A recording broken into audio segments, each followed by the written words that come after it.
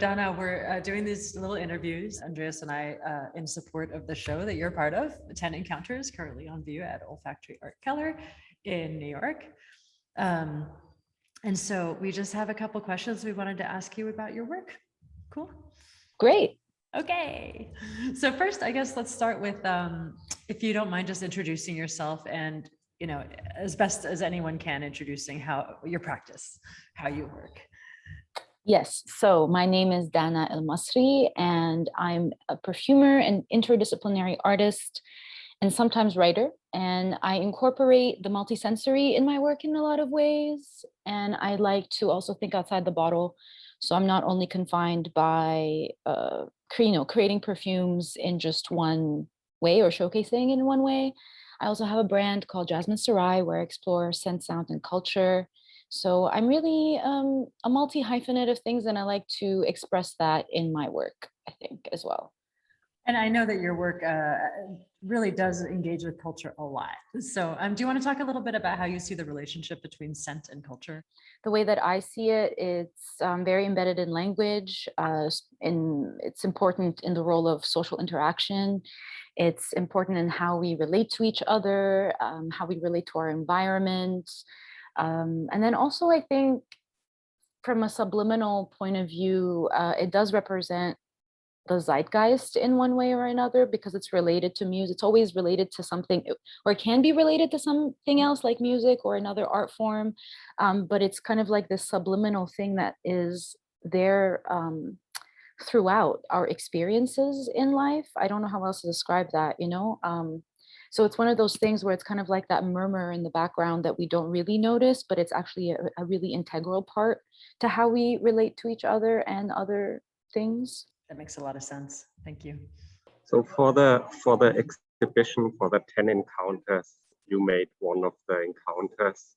You want to tell us a little more about which encounter that is and what the story is and what that story means to you personally and things along those lines? Yes, so the encounter would be between Ahmosi and Amun, who was a god who was said to take over Ahmosi's body to create the divine pharaoh Hatshepsut. And Hatshepsut was a very powerful pharaoh. She was, I think, one of the only, other than Cleopatra, the only female pharaoh, and had such an immense effect on the culture and beyond, because she was the pharaoh who led the expeditions of myrrh and frankincense from Punt, which is modern day Eritrea, Somalia, Sudan. So she, even in the olfactory world, she had an immense, what's the word I'm looking for? Impact? Yes, exactly. She had an immense impact on her own culture, but then also beyond, because that also changed how aromatics were transported, and that also led to some of those materials being transported further as a result. So this particular moment that I wanted to recreate, I didn't actually want to use any myrrh or any frankincense because it predated her in that way. So I looked into this idea of, okay, if she was divine and she's half pharaoh and this story is a little bit, you know, out there, my thought process was, how could I create an ancient Egyptian chamber, or what it felt like to be inside of a pyramid, which I have had experience. It's weird. It's a very danky spiritual experience. There's nothing really like it. And I tried to imagine myself in this midnight blue, pewter-esque kind of chamber where this divine conception occurred. And so I wanted to create this divine presence without it being something that was too on the nose or something. Yes, like that took over, you know, or that was like too primal or too sexual or anything like that. I just wanted to be very, very subtle, almost like a cloud or a mist of spirituality. And then using materials like blue chamomile, marjoram, blue lotus and black cumin, which is kind of like that juxtaposition between the soft floral psychedelic, right? Because blue lotus was known to have psychedelic properties, and the dankness and the spiciness of this chamber with the black cumin and the marjoram. Fantastic. And cinnamon. I always forget the cinnamon. Yeah. Yeah, I mean, you said already in the introduction, you like to think outside the bottle, which I love. That's a great expression, meaning not creating a perfume that's supposed to be bottled and applied to the skin. So other than the obvious regulatory constraints that come with selling something a perfume, how does it differ? How do you approach it differently when it's in the context of art and when you approach it for something to be worn by a stranger?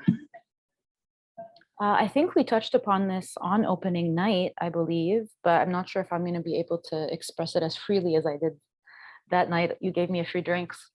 Let's see. So I would imagine that for me, it's really about freedom and also about the person experiencing it. And one thing that I do remember mentioning is that as a perfumer and as an artist in general, you don't want someone to not have a reaction or to feel kind of blasé about your work. So when it comes to an olfactory art situation, I do want to hear someone's experience. I do want to see how they physically react to it, because you don't have time to intellectualize smell, which is why I think olfactory art is so powerful, because smells don't lie and your reaction to whatever you're smelling doesn't lie, right? Like with a few of those smells that we did have, even in the exhibit itself, they're polarizing. Therefore, they create this visceral reaction. They make you think, and they also create like dialogue. So it's very engaging. And so that's what I really enjoy about olfactory art in general. And in this case, I did have a lot of time to think about it, and I've always wanted to create something for Hatshepsut, and this kind of just fit in so many different ways, and I didn't want to go down the Cleopatra Caesar route, so I just thought that this had a lot more meaning. And then, yeah, the regulatory aspect, of course. So it's really a lot of freedom of expression, and most importantly, which is really what matters to me the most, is how does it make people feel, and what kind of story is it engaging in that person, and what kind of discourse does it start? You know, I hope to be saying something. I just wondered if you secretly observed people experiencing your set at the opening and did get a feel of what the responses are. Were they as expected or different? Yeah, I wasn't expecting people to tell me it was so wearable. So then I thought to myself, oh, should I have made it more dank? Gone a little further. Yeah. You know, but again, I think we also talked about this. I didn't know what the other scents were. So I wasn't sure. I didn't want to go so hard because I knew that some people would. And I wanted to kind of like complement the variety, even though I didn't know at all what kind of scents they were going to conceptualize, right? Because all I knew were the meetings. And some of the perfumers' work, but I wasn't even that familiar. And like, maybe we can not record this part, but like the first hang on then. So we're back and we're talking about how Donna wanted potentially, or was thinking about, or was given feedback that that the scent could have been akin to a dank sex chamber.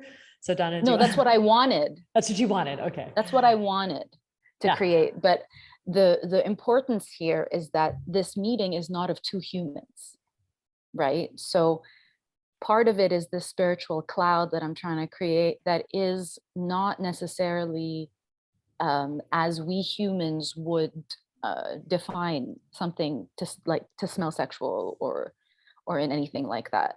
For me, also the dankness comes from the chamber walls, you know, which I hope that I expressed with the marjoram. Because marjoram to me is very dank. Sure. That's so interesting, because actually I totally get what you're saying about the non-humanness. Like, so if we think sex with our human eyes and experience, there's a very specific set of aromatics, and you know, but how does one imagine that amongst the immortals? Like, how did you even go about trying to think about that conceptually? I weirdly had like the Greek gods in mind, even though this isn't necessarily related, but the idea of the gods being in the heavens and sitting on clouds, and like imagine having like intercourse up there. Like what would it feel like, or what would it smell like? You know, it would be a lot more airy, there'd be a lot more wind, there'd be this idea of wind intertwining as opposed to actual physical bodies intertwining, which would create a much different smell, you know, because there's no, you know, physical sweat versus rain or mist or things like that. That's the way I saw it. So to me, it was more musky, more light. There's also, I used the blue chamomile because it was nutty. It has this nuttiness that isn't necessarily obvious. And to me, it could also be kind of like skin or like babies or, you know, that kind of creaminess without it being obvious. That's awesome. Were there any other pieces in the show that spoke to you? Oh yeah, Lakendas, Oh, for nice. sure. Oshun and Yeah, Ogun, yeah. Also I had a dealing very with, physical reaction to it. I that's thought it awesome. was really interesting. Lula had, and the way that she described it afterwards was also, I had a very visceral reaction to hers. Who else? Let me think. You know, there's all of them were really, really good. Like they were all different enough that they really took you somewhere, especially geographically, which I really enjoy. That I was like, okay, around the world in 10 encounters, right? I know, I loved it. I love that. And even Omer's was really good, and the Fela Kuti one, Ade. He goes by Ade. Ade. Yeah. And then you know what? Like while I could not bear it, Spiros's was for me a point of conversation, right? Like it smacked me in the face in less than 3 seconds, and it was polarizing. And I think that's part of what you want in a show, right? Because one, you remember it. Two, it creates a point of conversation, and three, you're like, pow, whoa. So I mean, all of them. It was a really good show, and thank you so much for having me. I'm truly blessed to have been chosen to even express anything in this kind of context. And Andreas, I've told you this before. I think, well, I told you this the day I met you, which is the day of the opening, that your gallery, I think, it's a very good start to something very, very special. It's one of the few places where you can do this sort of thing. And I think it's good timing too, because people are going to be much more interested. And I don't know if I told you, but we had a few walk-ins and they were very curious about what was going on. And they were like, what is this? What is this? They totally didn't understand. So I just broke it down. And I looked at them and I'm like, it's a smell show. Just smell. And one of them comes up to me later and he goes, okay, do you know who, where Dana El Masri's is? Oh, you're like, and I'm just like, yeah. Well, as a matter of fact, I do. And I didn't even know where it was actually, because I hadn't looked through the whole line myself, but I'm like, oh, that's me. Let's look. Let's find it. Well, yeah, good. thank you so much. It's great. The piece has got a great response from the people, and I agree that the fewer people know about smell when they come in, the more interesting is the interacting.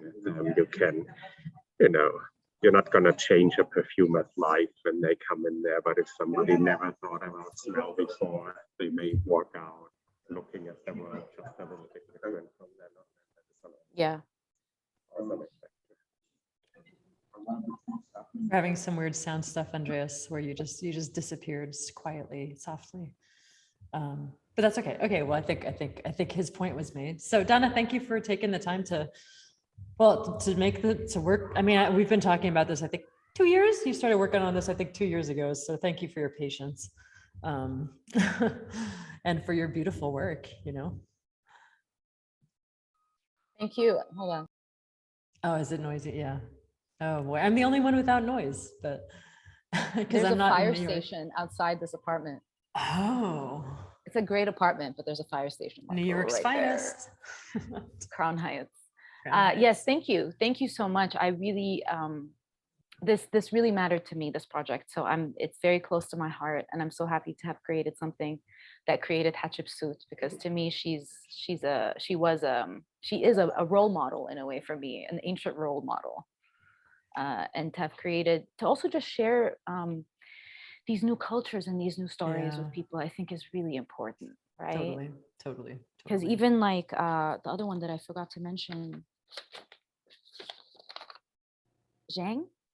Oh yeah, Zhang. Yeah. That one was also so beautiful. It was almost like a watercolor.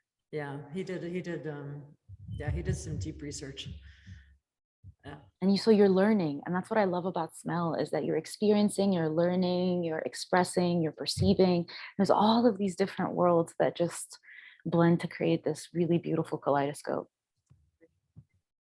Well, good, Donna, thank you. And yeah, for those of you who haven't, please go check out the exhibition up through November 12th?